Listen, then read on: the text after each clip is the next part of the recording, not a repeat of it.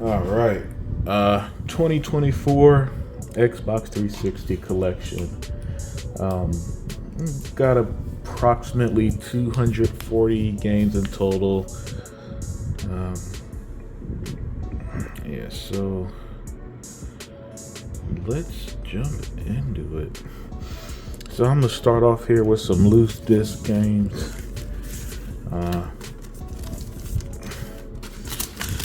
Two Worlds 2, interesting but not too good RPG.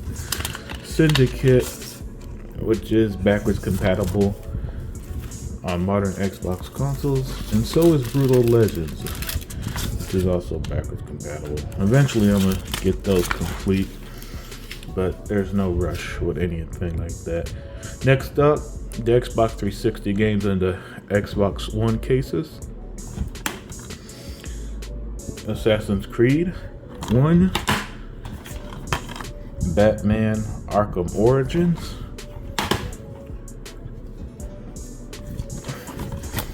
the Fable Trilogy Anniversary 2 and 3, excellent set of RPGs. Oblivion,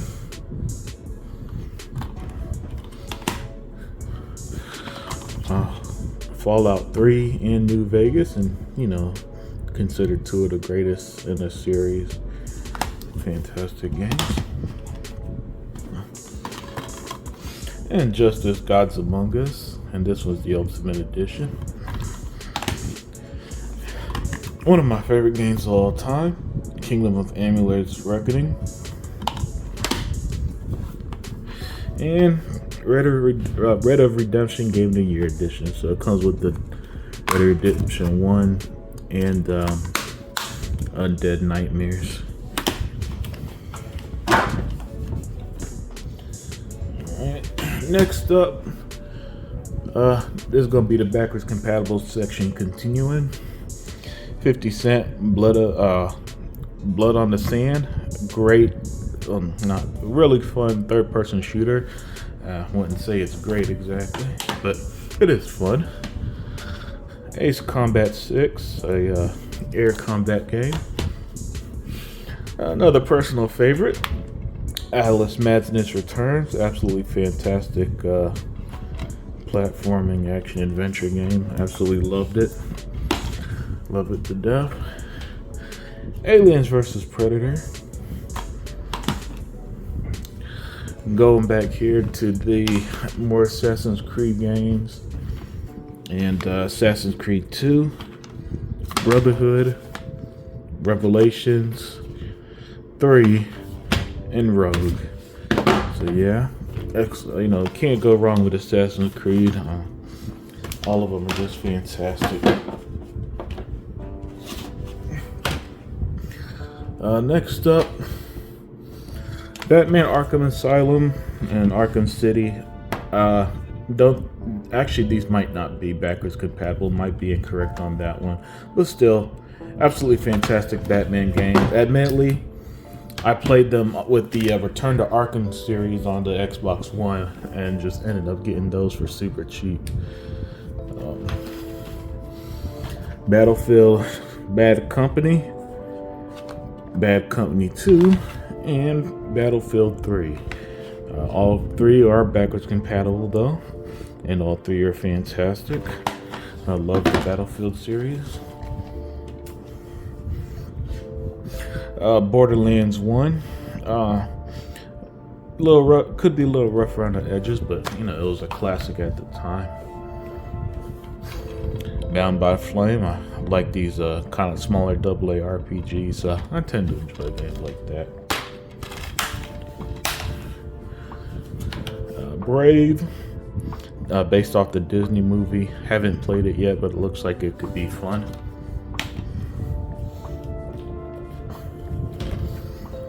Castlevania, Lords of Shadows 1 and 2. Excellent share of hack and slash games. Absolutely love both of them. From Konami. Check them out. Both should be relatively easy to find. Really really cool, really awesome games. Really, I think love hack and slashes, so this was right up my alley. And what's cool is, 2 used to be in like the $40 range. I picked it up for like $20. So yeah, it's one of the games actually going down in price. Catherine from printed, distributed by Atlas. And this is a game where the remaster didn't hit Xbox, so that's your only way to play it is the 360 version. Let's see, Dante's Inferno, another excellent hack and slash of that era. And when it comes to backwards compatible, I noticed that EA, Ubisoft, Activision, the big publishers seem to have, been the most friendly with allowing these games to be played backwards. Because I believe there's, licensing and legal issues and all that other stuff. Dead or Alive 4. A great looking fighting game, and you got the homie Ryu Hayabusa from Ninja Gaiden. Divinity 2, the Dragon Knight Saga. This one is backwards compatible. Divinity 2, the Eagle. Apparently this one isn't. I don't know how that works, why this one's playable and this one isn't, even though it's the same game. The Dragon Knight Saga just have the other expansions with it. But still, very underrated RPG, developed by Larian Studios, who made Divinity, Original Sin games, and Baldur's Gate 3 last year. But instead of being turn-based, these are real-time open-world RPGs. Some, they've got that same vein of like, your Skyrims and Oblivions, except in third person. So fun game. Really enjoyed it. Quite a bit. Let's see, Dragon Age 1 and 2, Dragon Age Origins and Dragon Age 2. Great set of RPGs from BioWare. This was when BioWare was king of the RPG genre at the time, so a couple of fantastic games. Developed by Obsidian, I believe, is Dungeon Siege 3. Yeah, I believe it's Obsidian. Yep, there it is, their logo, Obsidian. So yeah, Obsidian always making RPGs before being picked up by Microsoft. And this one's like a top-down Diablo style. The camera's pulled back, and it kind of focuses on that fast-paced combat. Haven't put much time in it, but really cool game. From Ninja Theory, you got Enslaved: Odyssey to the West. Excellent action adventure game. Really didn't do well at the time. And funny enough, this game is actually seen more in a more positive light these days than at the time. So I saw an old video the other day that said that the combat in this was bad, and I don't remember the combat being bad at all. I thought that this was a really good game. Next up, Fair Games. First encounter Assault Recon.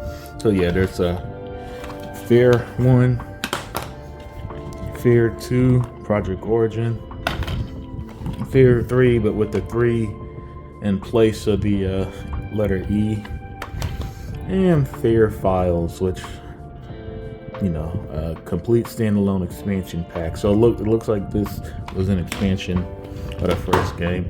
Interesting enough, I think only Fair 2 you could get digital as well on the Xbox consoles. The rest you got to get physical.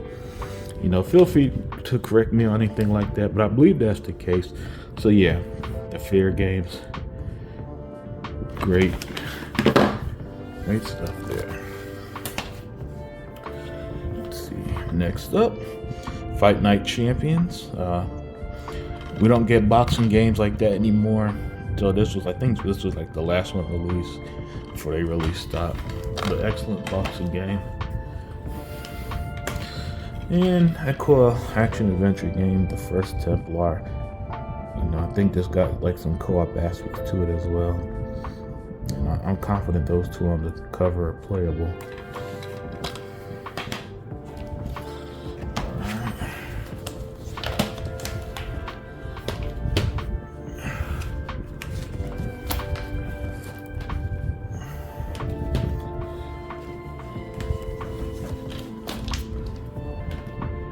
Just making some space here. Next up is the Gears games. Gears of War was revolutionary. After this came out, pretty much every third-person shooter was a cover shooter, and it was pretty much thanks to this game. When this came out in 2006, it blew everybody away. This was like the showcase of, hey, 7th generation is here. This is what HD graphics are like, and we're off to the races. Then they follow up with the also fantastic Gears of War 2. And this is also a big deal, a fantastic game, and a lot of people's favorite in this series. My personal favorite in the original trilogy was 3. By then everything was just mastered here. I had the infamous moment with Dom, which is one of the best video game moments ever, and everything. And Gears. There's a reason why it's a top. There's a reason why Gears E Day at this year's Xbox showcase blew everybody away. Then there was Gears Judgment, which I don't think is nearly as bad as people were saying. Just some minor tweaks to the controls, really. Other than that, really good Gears game. Because Gears is one of them series where I personally don't think they have any bad games, but your mileage may vary. Next up, the Final Fantasy 13 trilogy of games. So Final Fantasy 13, 13-2, and Lightning Returns, Final Fantasy 13. Yeah, so Final Fantasy 13 is pretty much, you just walk down a corridor the whole game, it felt like, at least in the early beginning. The beginning was super slow. I haven't really progressed further than that. And eventually I'm going to jump into the other two pretty heavily, but I hear that they're much better. At least it's got a good protagonist. I do like Lightning. I like those quiet, stoic type protagonists, especially these days where every video game protagonist seems to be like a Marvel character and just tells a bunch of bad jokes. Lightning's cool, man. Just Cause 2, that really cool open world shooter. Cameo Elements of Power. This was a launch game with the 360, and it runs at 60. It has the 60 FPS boost on the Series S and X, so don't pass up on it. Left 4 Dead 1 and 2 from Valve, the legendary multiplayer horror shooters.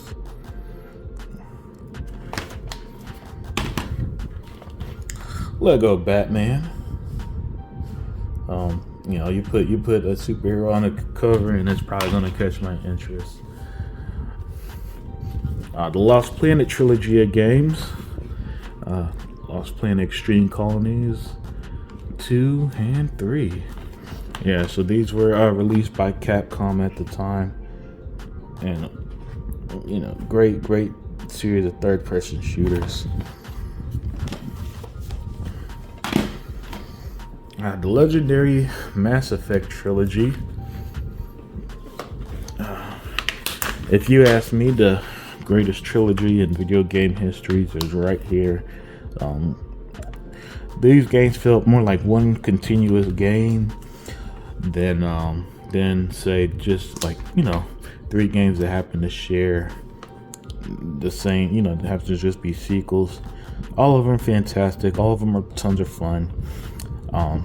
I think 2 is considered the best one, and one of the best games ever. But this is a series where I don't really separate the 3. In my mind, it's just 1, 2. It's kind of like watching a trilogy of movies, like the Lord of the Rings movies, but playing them in video game form. Max Payne 3, the absolutely fantastic third-person shooter, and this was before Rockstar stopped producing more than one game a generation, so we used to actually get a bunch of games from them, and this was a fantastic one. I think it's the best one, personally. Alright, Mortal Kombat and Mortal Kombat versus DC Universe. Loved this one. And I did this the sealed copy, but I actually played it for the first time back in 2008 and loved it at the time. And you know, Mortal Kombat, this was, I think they did like a soft reboot during the 360 generation, and that's backwards compatible as well. So yeah, two awesome fighting games. Love them. Love the DC versus Mortal Kombat. The best hack and slash series ever, Ninja Gaiden, and these are both backwards compatible. Ninja Gaiden 2 is the best way to play Ninja Gaiden 2. It's better than Sigma. It's not censored. It's a bit harder. It throws a bit more at you though, so beware of that. And Ninja Gaiden 3, Razor's Edge was the better version of Ninja Gaiden 3, which I don't own yet, but I heard that version, it's not that good, and this kind of fixed a lot of the issues. But yeah, spectacular games, especially Ninja Gaiden 2. Onechanbara, Bikini Samurai Squad. This game has exploded in price. Needless to say, I did not pay. I seen this game going for like $100 or something crazy like that. I didn't pay even close to that. You must be crazy. When this game was first announced as backwards compatible, I bought it then. So this was about 3 years ago by now, and it's a very mediocre game. This game is all about the sex appeal. That's what you're here for, the women in the bikinis. Because other than that, you kind of got a pretty shallow experience, in my opinion. The orange box comes with a bunch of Valve games, so Legendary Collection. And it was recently, the digital version was recently delisted. So if you don't own it then, you can only play it by physical. Of Orcs and Men, this was an RPG from Spiders and Cyanide, who made the likes of like Greedfall and Bound by Flame. If you ever played Styx, Shards of Darkness, this was like a prequel to it, I think. And yeah, this game, physically it might have only been released in Europe. I don't know, because I never see this anywhere. I barely see gameplay of it. But yeah, there it is. Overlords 1, really cool game. I know people who's sought after this one. It's actually super cheap, so pick it up. Perfect Dark Zero, another launch title for the 360, and it's great to see Joanna Dark coming back with the Perfect Dark from the initiative coming next year of 2025 at the time recording this. But yeah, great first-person shooter. Portal 2 is a first-person puzzler, another classic Valve game. And shout out to Valve, who like Ubisoft and EA and Activision, let a lot of their games be playable backwards compatible. Next up, Prince of Persia. This was a soft reboot of the series. Really cool game. However, I think Nolan North did the voice of them in this one, and it does not fit. A guy called Prince of Persia should not sound like a white dude from the suburbs. I mean, come on now. Other than distracting voice, it's actually a fun game, and the Forgotten Scenes is probably even better. Really, but two really awesome action adventure games. You know, Prince of Persia was always great. It's always a great series, and it's no different here.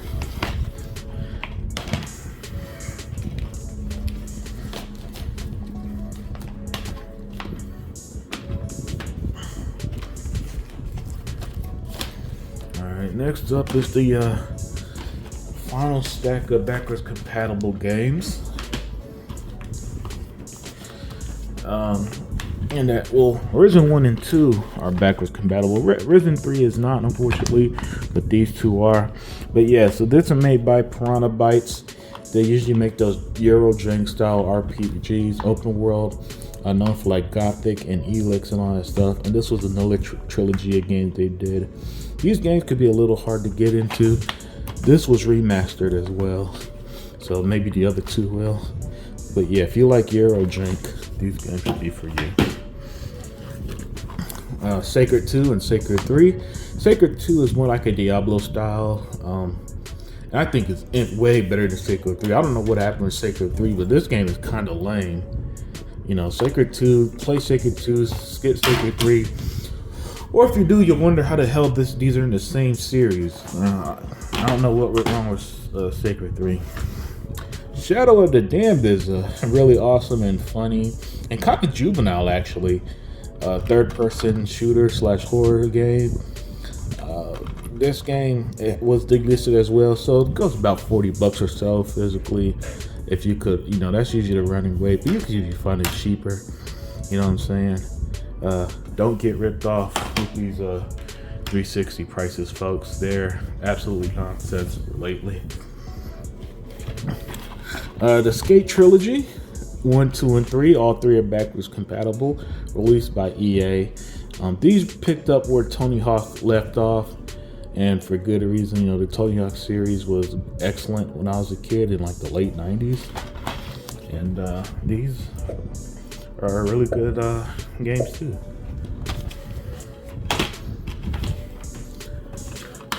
Sonic Generations, awesome Sonic game. I love Sonic. Sonic the Hedgehog on the Genesis is the reason why I'm even a gamer. And so needless to say, I try to pick them up when I can. Star Ocean: The Last Hope is a JRPG in the Star Ocean series. Back in the day, you used to get SSX, the snowboarding series, SSX, and this was the 361. I think this was the last one released. I think. Yeah, but as you see, backwards compatible on Xbox. Same with Tom Clancy's Rainbow Six Vegas and Vegas 2. You know, and this was before, you know, how Rainbow Six Siege was I think it's multiplayer only. I don't even think it has a campaign. It's Too Human from Silicon. I think this was like Silicon Knights. They developed the X-Men Legend games at the time too. Well, some years before this, if I remember correctly. But yeah, this was a RPG that was supposed to be a big deal. Didn't hit the home run it did. There was a bunch of drama where the game, I think they had to destroy copies. Some interesting story behind it. But it is backwards compatible. And the last physical backwards compatible game I got is The Witcher 2 and Assassins of King.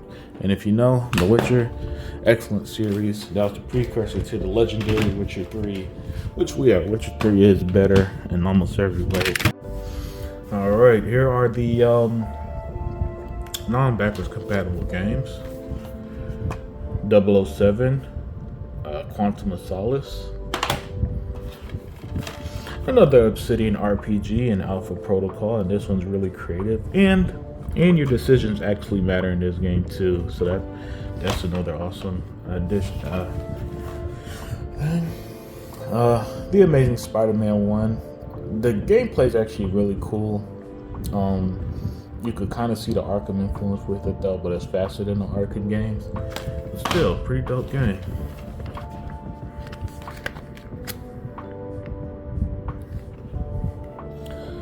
Surprisingly good movie tie-in game with Avatar the game from Ubisoft, and then Ubisoft put out a better one at the end of last year, which was also really good. Blades of Time and X-Blades. So I believe X-Blades came first, and then Blades of Time was, I think, a soft reboot of it. I don't think it was the sequel, but yeah. And X-Blades is getting a bit pricey from my understanding, but they're actually pretty cool hack and slash games, man. They're actually not too bad. You're not gonna get a Ninja Gaiden like experience. With you could have fun with these.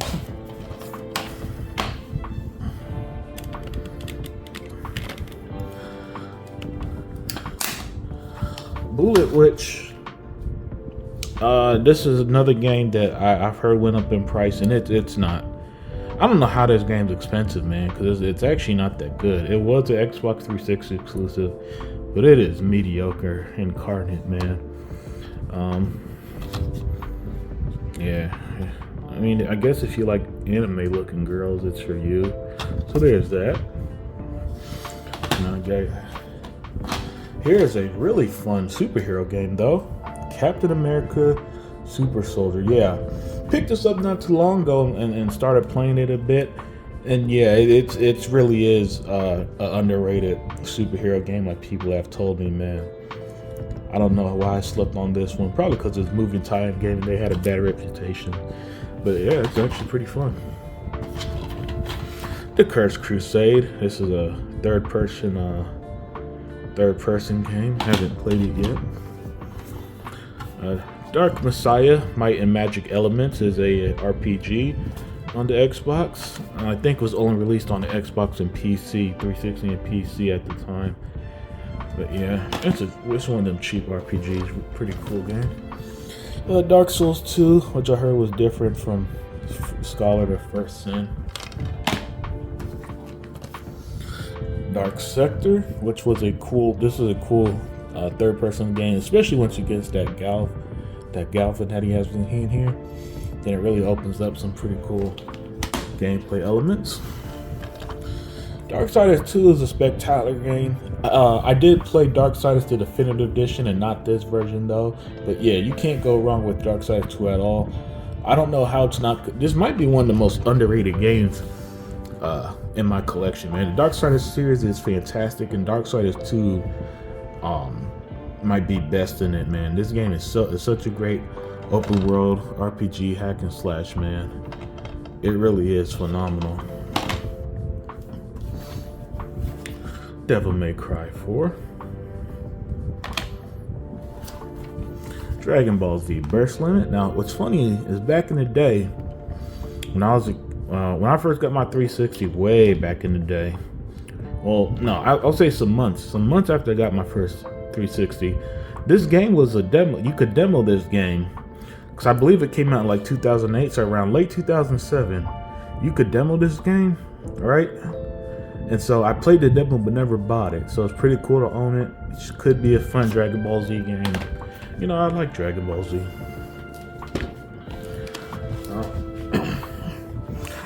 Dynasty Warriors Gundam Trilogy 1, 2, and 3.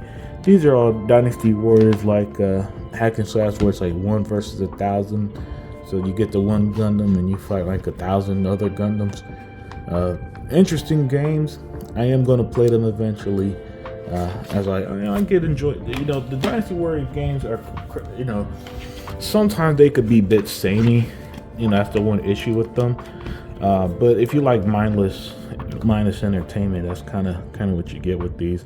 But with these type of games, I do think they tend to have a nice story to them. So yeah, Dynasty Warriors Gundam Trilogy. Green Lantern Rise of the Manhunters is way better than it had any right to be. You know what I'm saying? I know it's an enjoyable game, man. It really is. The gameplay is actually not that bad. You know? And it's probably my bias being a superhero comic book fan.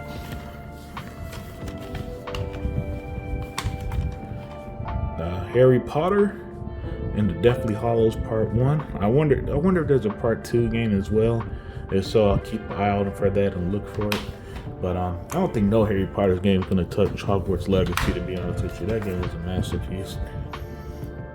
Hunted, the Demon's Forge, produced by Bethesda.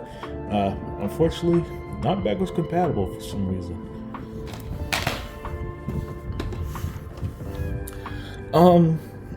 The Incredible Hulk, another movie tie-in game. Picked it up fairly recently, so haven't played it yet. I don't think it's as good as Ultimate Destruction, which was a phenomenal game back in the OG Xbox days. But I am going to give it a try like I do a bunch of games. Kingdom Under Fire, Circle of Doom. This was a Xbox 360 exclusive. Here's a pretty cool game, Knight's Contract from Bandai. Why did I think it was from Capcom? But yeah, this is a pretty cool game. You know, the escort. It's kind of like one long escort mission, but it's actually fun, and the combat's fun. The Last Remnant, a JRPG that I could have sworn was backward compatible, but in fact is not. Haven't played it yet, but it looks good. Lollipop Chainsaw is a game that I could gush about all day. Awesome hack and slash game. You play as Juliet here, and the game is just so fun. I am gonna give the remastered a try when that eventually comes out, because that's how much I loved it. Excellent game. Another excellent game is Lord of the Rings: War in the North. I really enjoyed this one. The combat could be a little janky, true, but everything works, man. Everything works for me in this game. Magna Carta 2.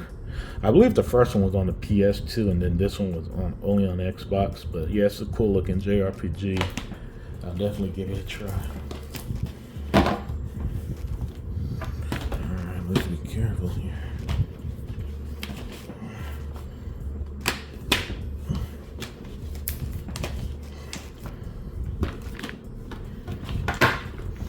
Alright, final stack. Marvel Ultimate Alliance 1 and 2. Love these games. Absolutely love them. They're a continuation from the X-Men Legends games. So it's kind of got that pulled back Diablo style camera. And they're just so fantastic. They really are. You cannot go wrong with playing these games. Love them to death. And then this was also, to me, a great era of Marvel. Because I'm more of a DC fan personally, but this was a really cool era of Marvel, and it really captured it perfectly. For example, in 2, you play in Wakanda towards the end, and this one you'll play in Valhalla, and all this. And it really does have all these cool locations in the Marvel universe. Naruto Shippuden Ultimate Ninja Storm 2. Haven't played it, but it's an anime game. Need for Speed Undercover. I enjoyed the Need for Speed games. At least, yeah, I enjoy them. Like, for example, I was recently playing Unbound, and that was pretty fun. So this should be good. All right, couple of Xbox 360 exclusives: the 99 Nights 1 and 2. And I still think that this should have been called 100 Nights if it's going to be 99 Nights too. But that's besides the point. These are kind of like hack and slash games. Interesting games. So give them a try. Should be cheap out there. Ninja Blade, I think is a pretty awesome game from Software, who did the likes of like Dark Souls and all that. Yeah, but this was an Xbox 360 exclusive from Software made back in the day. And the QTEs could be a little much for people, but it doesn't bother me. I think the gameplay is a lot of fun. The story is ridiculous. Like, it's kind of got that Ninja Gaiden like story where the story don't matter. You're here for the action. You're here to fun. You're here for the good time. You're here for almost a roller coaster. While the combat isn't as deep as Ninja Gaiden, there's still a lot to it. The QTEs, again, could be much for people. So I'm warning you there. Other than that, I think it's a great game. Another great game is Remember Me. And ironically, kind of forgotten, you play as Nilin here in Neo Tokyo. And this was a game where it was on my radar back in the day. And so when I finally got to play it, I was like, yeah, this was as good as I thought it looked, man. I really enjoyed this game. It's one of those late 360 games where I believe at the time the 8th generation consoles were released, so it kind of got lost in the wayside. But yeah, Remember Me is a game I'll remember. The Saboteur is an underrated open world game, and it sucks that Pandemic Studios, by the way, is not around anymore. But what you gonna do? The unfortunate casualties of the gaming industry. But yeah, check this one out. It's set in World War II. Game looks surprisingly gorgeous for this era as well. The Sims 3. The Simpsons game is my favorite Simpsons game ever, and just a great game in general. Tie-in movie to the 2007 movie as well. Really fun game. It was cool. For those who don't know, each cover for which version is different, which is pretty funny gimmick. Spider-Man 3, however, not really that great. A tie-in movie to Spider-Man. re-film at the time, which I thought was a boring movie. And the game is only slightly, and I mean that literally, slightly better. It's not all that. Star Trek, however, is a pretty cool tie-in game. It kind of got that Gears of War style third-person cover shooter, like every third-person shooter did that generation. So the criticism back then was that it was generic. I think it's fun. An early Xbox 360 game was Superman Returns, and what this game did cool is that instead of Superman having a life bar, it was the city, right? And so as you save the city, they'll keep it up. That pretty much how you kept it alive. You couldn't really die because Superman's invulnerable. Now the game at the time in 2006 I thought looked phenomenal, but my goodness, it did not age well. It did not age well at all. It's gonna happen. This game came out again 18 years ago, and it was a super early 360 game. Now, some fantastic games are Transformers, Fall of Cybertron, and War of Cybertron. I heard nothing but great things about these games. I am gonna play them soon. I am gonna play them soon. I dig these. On the Xbox One, I enjoyed Transformers Devastation and Rise of the Dark Spark. I think that's what it's called, right? Rise of the Dark Spark were both really awesome. And so, my understanding, these are even better. So I cannot wait to play War for Cybertron 1 and 2. War for Cybertron and Fall of Cybertron. I'm tripping. And then there's Transformers, Revenge of the Fallen, which I don't think is, from my understanding, is not as good as the other two. But, you can still get a lot out of these games. I think Transformers makes for great video games. Two Worlds, this is a open world RPG, and this was kind of seen as a big thing, right, at the time. Kind of, in the sense that if I remember correctly, this was not long after Oblivion came out. And this was kind of seen as like, I don't want to say an Oblivion killer, but more like the next big RPG that's going to be an open world adventure. I don't think it hit that highs. So I don't think the game is all that good, personally. But yeah, I remember it.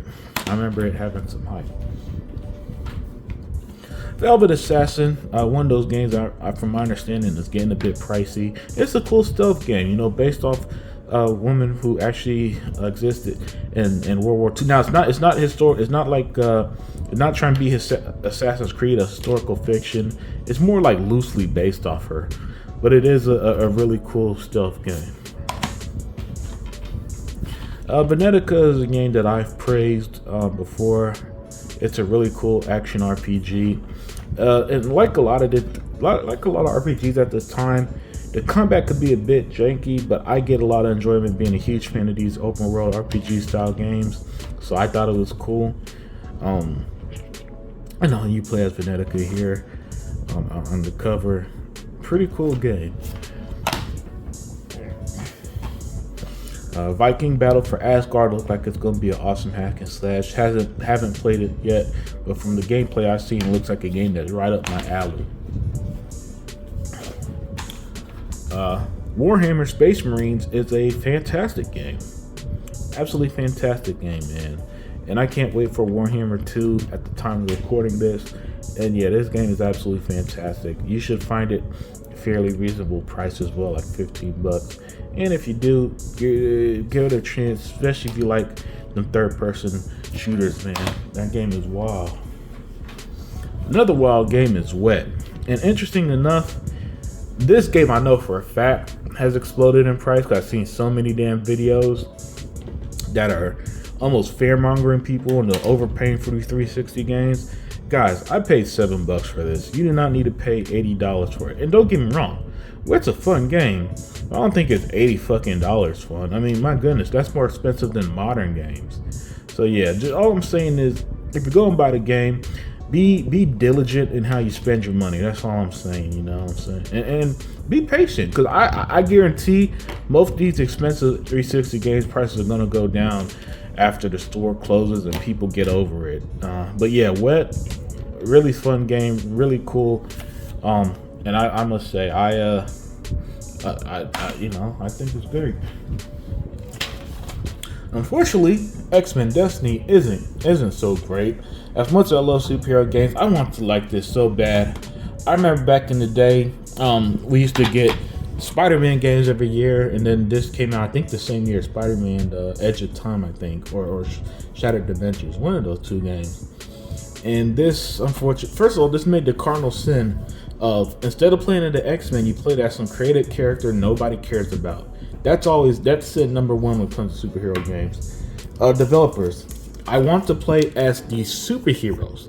Magneto, Cyclops, Mystique, Wolverine, that's who I want to play as. I don't want to play as these generic no-names who you think I'm going to bond with. No, I'm not. I'm here for the comic book characters I read. And the game did not do that, and for that reason, that alone makes it lose its thunder. And then it happens to be fairly mediocre. But fortunately, the good X-Men game, X-Men Origins Wolverine, the game that I paid $12 for, has now got a bit more pricey due to the Deadpool and Wolverine movie coming out this year or next year. But yeah, this game, it's brutal, bloody. It's fast paced. This is the ideal Wolverine game. I would be stunned if the that other Wolverine game that's in development right now, I'd be stunned if that's as violent as this is. Because this man, if you like gratuitous violence like I do, this game hits the mark, and this is the final game in my physical collection. Moving on to the digital stuff. But yeah, let me know what you guys think, man. All right. Here are some digital that I own digital only Xbox games that are not backwards compatible. Bought these on the store before they closed recently, so all are extremely cheap. When I say extremely cheap, I mean literally $1.50. Some are like $1, some are like $2. So feel free to pick these up if you're interested. Alien Rage, Arcania, Gothic 4, Bionic Commando Rearmed. Now, for some reason, it wouldn't let me buy Rearmed 2, Bionic Commando Rearmed 2. So if anyone could figure that one out before the store closes, let me know.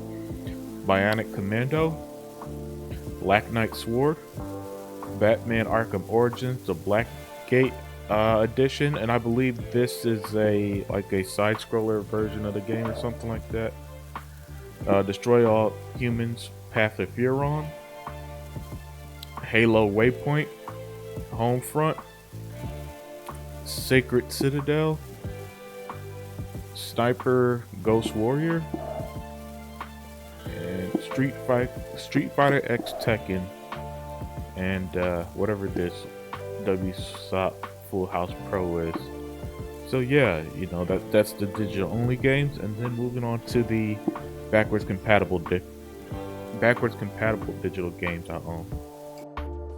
All right, the digital only backwards compatible games with Age of Booty, Alan Wake, Assassin's Creed Liberation, Asura's Wrath, Beyond Good and Evil HD version, Banjo-Tooie, Banjo-Kazooie, and Banjo-Kazooie Nuts and Bolts, Binary Domain, Blood Knights, Blue Dragon, Bully, Crackdown, Conan, Castlevania Lords of Shadow, Mirrors of Fate. Now, I believe that there's a physical version that's titled with the first one, but I ain't hunting for it.